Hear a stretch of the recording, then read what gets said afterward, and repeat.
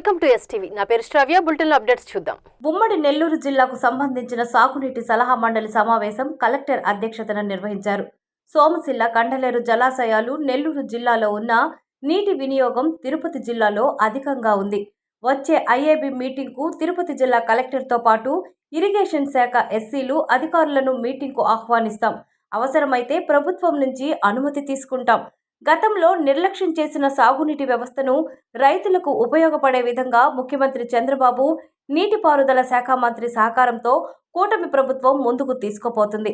40 ఏళ్లుగా ఐఏబీ మీటింగులు చూస్తున్నా కానీ ఈ మీటింగ్లో వచ్చిన సమస్యలు పరిష్కారం కాలేదు. కొన్ని ఇబ్బందులు, పరిస్థితులు వచ్చినా పరిష్కరించుకుంటాం. ఇటీవల సంభవించిన తుఫానుల వల్ల గడిచిన సంవత్సరంలో పెన్నా నదికి 275 టీఎంసీలు నీరు రాగా నీటిని నిల్వ చేసుకోలేక 150 టీఎంసీలు సముద్రానికి వదిలారు. నెల్లూరు జిల్లాలో మొదటి పంటకు కేవలం 23 టీఎంసీలు మాత్రమే వాడుతున్నాం. భవిష్యత్తులో బ్యారేజీలు, డ్యాంలు నిర్మించుకోలేం. చరిత్రలో ఎన్నడూ లేని విధంగా జిల్లాలో మిగులు నీరు అధికంగా ఉంది.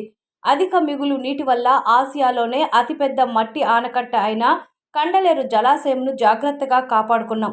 45 టీఎంసీలు నీరు మాత్రమే నిల్వ చేసుకున్నాం.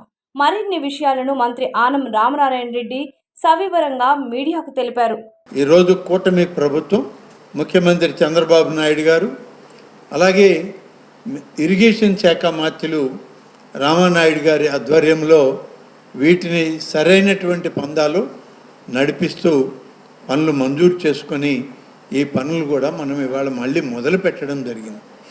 గతంలో ఎక్కడ పనులు మంజూరయ్యాయి, ఎక్కడ టెండర్లు పిలిచేవాళ్ళు, ఎక్కడ ఆ పనులు ఆగిపోతున్నాయి, ఇవి ఎవరికి ఏవి తెలిసేవి కావు. ఏ ఐఏబీ సమావేశంలో కూడా వీటిని ప్రస్తావన చేసినటువంటి సందర్భాలు లేవు. ఒకసారి మనం గమనిస్తే గడిచిన సంవత్సరం మనం పెద్ద ఎత్తున సాగునీటిని విడుదల చేసుకున్నాం.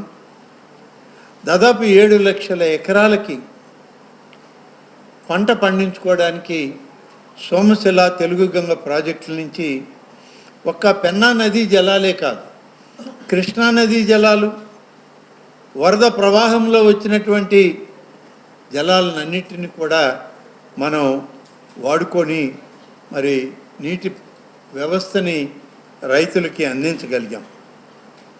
రైతులు కూడా అదే విధంగా పంటలు పండించుకున్నారు. పంటలు పండించుకోవడమే కాదు, ప్రభుత్వం కొనుగోలు కేంద్రాలను పెట్టి కొనుగోలు కేంద్రాల ద్వారా కూడా ప్రొక్యూర్మెంట్ మొదలుపెట్టి చేసినటువంటి పరిస్థితులు ఉన్నాయి. కొన్ని ఇబ్బందికరమైన పరిస్థితులు కూడా వచ్చినాయి అనేటువంటి విషయంలో ఎలాంటి దాపరికం లేదు. వాటిని మళ్ళీ సరిచేసుకుంటూ ముందుకు వెళ్ళే ప్రయత్నం చేద్దాం. మీకు ఒక విషయం చెప్పాలి. గడిచిన సంవత్సరం వరద ప్రవాహంలో కానీ, మోంతా తుఫాన్లో కానీ, దిత్వా తుఫాన్లో కానీ, తుంగభద్ర నదీ జలాలు కానీ, కృష్ణా నదీ జలాలు కానీ, సోమశిల నుంచి విడుదలైనటువంటి నీటి పరిమాణం 277 టీఎంసీలు. ఈ 277 టీఎంసీల్లో 61 టీఎంసీలు తెలుగుగంగ ప్రాజెక్టుకి ద్వారా ఇచ్చాం. మిగిలినటువంటి 133 టీఎంసీల నీటిని మన దగ్గర కూడా నిలుపుకునే సామర్థ్యం లేక ఆ నీటిని మొత్తం పెన్నా నది ద్వారా బంగాళాఖాతంలోని ఆ ప్రాంత సముద్రంలోకి నీటిని విడుదల చేసే పరిస్థితి గడిచిన సంవత్సరం మనకు వచ్చింది. ఇటువంటి పరిస్థితి గతంలో ఎన్నడూ లేదు. అంటే పైన ఉన్నటువంటి రిజర్వాయర్లన్నీ నిండాయి, మన రిజర్వాయర్లన్నీ కూడా నిండాయి. కానీ అధిక జలాలని నిలుపుకునేటువంటి చివరి ప్రాంతంలో ఉన్న నెల్లూరు జిల్లాకి అవకాశం లేదు. కాబట్టి నీటిని సముద్రానికి వదలక తప్పలేదని చెప్పి నేను ఈ సందర్భంగా వాడుతున్నాను. మరొక విషయం అయితే, ఎంత నీరు వాడామో మనం డెల్టా ప్రయోజనాలకి, అలాగే నాన్ డెల్టా ప్రయోజనాలకి అని అంటే, మనం వర్షపు ఆధారంగా లేకుంటే వరద ఆధారంగా వచ్చినటువంటి నీరు కాలువల ద్వారా, చెరువుల ద్వారా పంటలు పండించుకున్నటువంటి పరిస్థితి ఏమైనా ఉంది అంటే, కేవలం అధికారికంగా సోమశిల జలాలని 24.3 టీఎంసీలను మాత్రమే మనం ఈ యొక్క నెల్లూరు జిల్లా మొదటి పంటకి వాడుకునేటువంటి అవకాశం వచ్చింది. ఎందుకంటే మనం అవసరం లేదు నీరు. ఒకవైపు వర్షం, ఒకవైపు వరదలు, కాలువలు గుండా నీళ్లు పారిపోతున్నాయి, పొలాల్లో నీరు నిలుస్తున్నాయని చెప్పి మనమే పొలాల్లో ఉన్న నీటిని బయటికి తోడుకునేటువంటి పరిస్థితి. ఇటువంటి పరిస్థితి నెల్లూరు జిల్లాలో ఈ దఫా ప్రత్యేకమని చెప్పి సాగునీటి వ్యవస్థ, సాగునీటి రంగంలో ఇది ఒక ప్రత్యేకత అని చెప్పి చెప్పాల్సిన అవసరం ఉంది.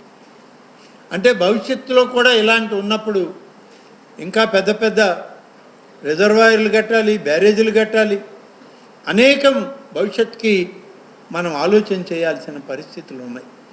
ఏషియాలోనే అతిపెద్ద ఎర్తన్ డ్యామ్ కండలేరు రిజర్వాయర్. అందుకని దాన్ని జాగ్రత్త తీసుకోవడానికి సర్ప్లస్ వేర్ దెబ్బతింటుందేమో అనేటువంటి కారణంలో ఫారెస్ట్ నిబంధనలను కూడా మనం ఒక్కొక్కసారి అతిక్రమించి కూడా కాలువలు తవ్వాం. అక్కడ కూడా లో లెవెల్ స్లూయిస్ ద్వారా, అలాగే లెఫ్ట్ కెనాల్ ద్వారా, మనుబోలు మండలం లేని కండలేరు ద్వారా సముద్రానికి వృధా నీరుని విడుదల చేయడం జరిగింది.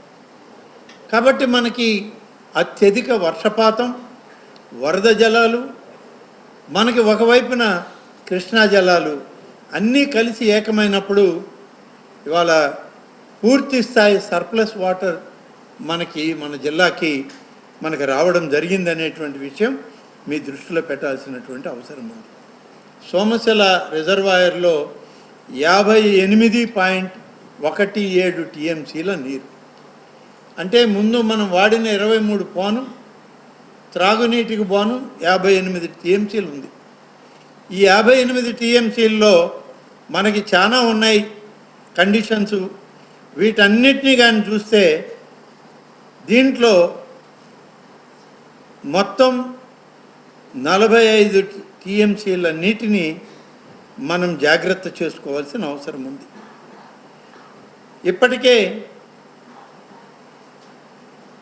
డెడ్ స్టోరేజ్ కానీ, కార్పొరేషన్లకి, మున్సిపాలిటీలకి మంచినీటికి, రాళ్లపాడు రిజర్వాయర్కి త్రాగునీటి అవసరాలకి, నీటి ఆవిరికి అన్ని లెక్కలు తీస్తే మనకి లభ్యమయ్యేది 58లో 45 టీఎంసీలు లభ్యమవుతున్నాయి.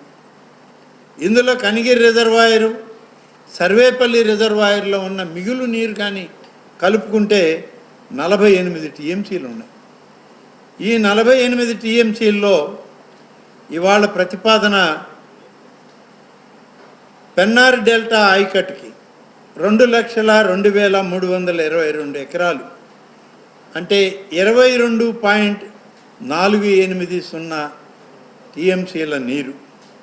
కన్పూర్ కాలువకు 27,000 ఎకరాలకు 3 టీఎంసీల నీరు.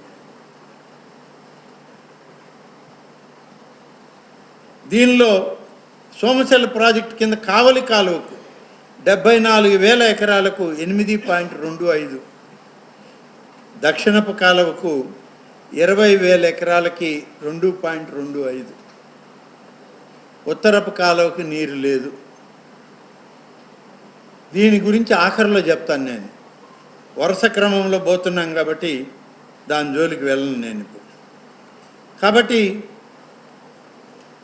సోమశిల ప్రాజెక్టు కింద డెల్టా, నాన్ డెల్టా ప్రాంతాలకి ఇవాళ అధికారులు ప్రతిపాదించింది 35.98 టీఎంసీల నీరు, మిగులు వచ్చి 12.53, 3,23,322 ఎకరాలకి రెండవ పంటకి ఇవ్వచ్చు అని వాళ్ళు ఒక ప్రతిపాదన పెట్టారు.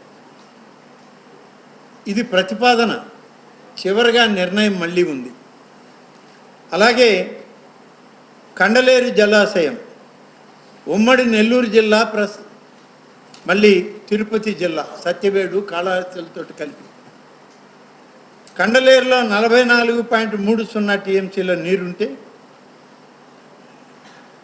పరిశ్రమలకి స్వర్ణముఖి బ్యారేజ్ కానీ మన ఎమ్మెల్యేలు అడిగినట్టు ఇటువంటివన్నీ అలాగే మనుబోలు మండలంలోని లోయర్ రైపేరియన్ రైట్స్కి కానీ వీటికన్నిటికి కానీ మనం అన్ని లెక్కలు కడితే అక్కడ 26 టీఎంసీలు నీరు వీటన్నిటికీ నిలుపు చేసుకోవాల్సిన అవసరం ఉంది. ఎందుకంటే డెడ్ స్టోరేజ్ 8 టీఎంసీలు పోద్ది కండ్లేరులో. చెన్నై త్రాగునీటి అవసరాలకి 5 టీఎంసీలు పెట్టాలి. ఒక విషయం ఏంటంటే ఇంత వరద మనకి వచ్చింది, తమిళనాడుకి వచ్చింది. కనీసం మనం వాళ్ళకి 30 టీఎంసీల నీరు త్రాగునీటి అవసరాలకి మనం తమిళనాడుకి ఇవ్వాల్సి ఉంటే 15-16 టీఎంసీలు ఇస్తూ వచ్చేవాళ్ళం. కానీ ఈ సంవత్సరం తమిళనాడుకి మనం ఇచ్చింది కేవలం 5 టీఎంసీలు కూడా లేదు. ఎందుకంటే వాళ్ళకు కూడా వరదలు ఉన్నాయి, వర్షాలు ఉన్నాయి. వాళ్ళ రిజర్వాయర్లు స్టోరేజ్ కెపాసిటీ ఫుల్ అయిపోయింది కాబట్టి నీరు అవసరం లేదన్నారు. మన దగ్గరే వాటిని సముద్రంలోకి వదలాల్సిన పరిస్థితి వచ్చింది. కానీ ఇప్పుడు అవసరాలు ఉన్నాయి వాళ్ళకి. రేపు వేసవిలో అవసరాలకి మనం నీళ్లు వదలాలి. అందుకు 5 టీఎంసీలు మనం ప్రొవైడ్ చేయాల్సిన అవసరం ఉంది. దానికే మనం ఇక్కడ రిజర్వాయర్లో పెట్టాం. తిరుపతి జిల్లా కలెక్టర్ గారు వాళ్ళు ఎస్సీ గారిని పంపించారు. ఎమ్మెల్యేలు ఉన్నారు, ఎమ్మెల్సీలు ఉన్నారు ఇక్కడ తిరుపతి జిల్లా నుంచి. వారందరూ కూడా కోరేది మాకు కూడా నీరుని విడుదల చేయండి, వ్యవసాయానికి 2వ పంటకి నీళ్ళు ఇవ్వండి అని చెప్పి అడుగుతున్నారు. ఇవి కూడా లెక్క కడితే ఇవాళ నిలుపు చేసినటువంటి నీరు కండలేరులో 26 టీఎంసీలు పోతే 18 టీఎంసీలు మిగులుతున్నాయి. 18 టీఎంసీల్లో 13.78 టీఎంసీల నీరు 1,20,000 ఎకరాలకి ప్రతిపాదన పంపించారు. దాన్ని ఇవాళ ప్రతిపాదన మన ముందు ఉంది.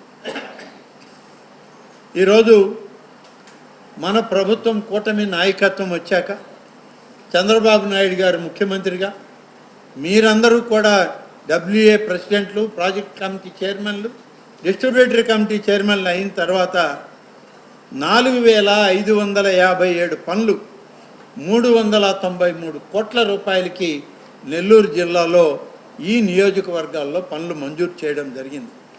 ఇరిగేషన్ శాఖ అధికారులు, వ్యవసాయ శాఖ అధికారులు, ముఖ్యంగా రెవెన్యూ శాఖ అధికారులు మీ విఆర్ఓల్ని, మీ సచివాలయ అధికారుల్ని సమావేశపరిచి ఎప్పటికప్పుడు 34,42 రూపాయలని వసూలు చేయాల్సిన అవసరం ఉంది.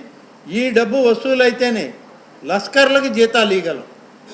ఇది ఒక కండిషన్ ఉంది సాగునీటి శాఖలో. లస్కర్లకు జీతాలు ఇవ్వాలన్నా, ఇతర మెయింటెనెన్స్ చేయాలన్నా ఈ 34 కోట్ల రూపాయలు ప్రభుత్వం ఇవ్వదు. మనమే వసూలు చేయాలి, మనమే ఖర్చు పెట్టుకోవాలి. ఈ డబ్బు మన దగ్గరే ఉంటుంది. కాబట్టి జిల్లా కలెక్టర్ గారు రెవెన్యూ అధికారులకి సమావేశంలో వాళ్ళకి ఆదేశాలు ఇచ్చి ఈ యొక్క మొత్తాలని మనం వసూలు చేయాల్సిన అవసరం ఉందని చెప్పి నేను ఈ సందర్భంగా మనవి చేస్తూ ఉన్నాను. ఇటీవల ముఖ్యమంత్రి గారు మన జిల్లా ఎమ్మెల్యేలందరినీ పిలిచి మీ ప్రయారిటైజేషన్ చెప్పండి అంటే ఆత్మకూరు నియోజకవర్గ ప్రతినిధిగా నా priority, first priority Somasila high level canal ఇవ్వండి చాలు అని అడిగాం. అది ఇంకా రాలేదు, అది ఇవ్వాల్సిన అవసరం ఉంది. అది ముఖ్యమంత్రి గారితో మేము మాట్లాడాలి, మళ్ళీ మాట్లాడతాం. ఇటీవలే కొంత ల్యాండ్ అక్విజిషన్కి డబ్బు ఇచ్చారు. జిల్లా కలెక్టర్ గారికి ఆర్డీఓని ఒక తహసీల్దార్ని వేసి ముందు భూసేకరణ కార్యక్రమం చేయండి, పనిచేసే కాంట్రాక్టర్లను తెస్తామని చెప్పాం. కలెక్టర్ గారు కూడా ఆ పనిలో ఉన్నారు. గత ప్రభుత్వాల్లో పూర్తిగా నిర్లక్ష్యం చేయబడ్డది. ఫస్ట్ ఫేజ్ పనులు చేయకుండా మా గుండె మడకలు ఓబుల్ రెడ్డి అడిగాడని ఇప్పుడు వచ్చి వాళ్ళ ఎమ్మెల్యేకి పాపం చాలా కాగితాలు ఇచ్చాడు. ఈయన అడిగాడని ఫస్ట్ ఫేజ్లో నీళ్లు రాని ప్రాజెక్టులో సెకండ్ ఫేజ్ పనులకు డబ్బు ఇచ్చింది పోయిన ప్రభుత్వం.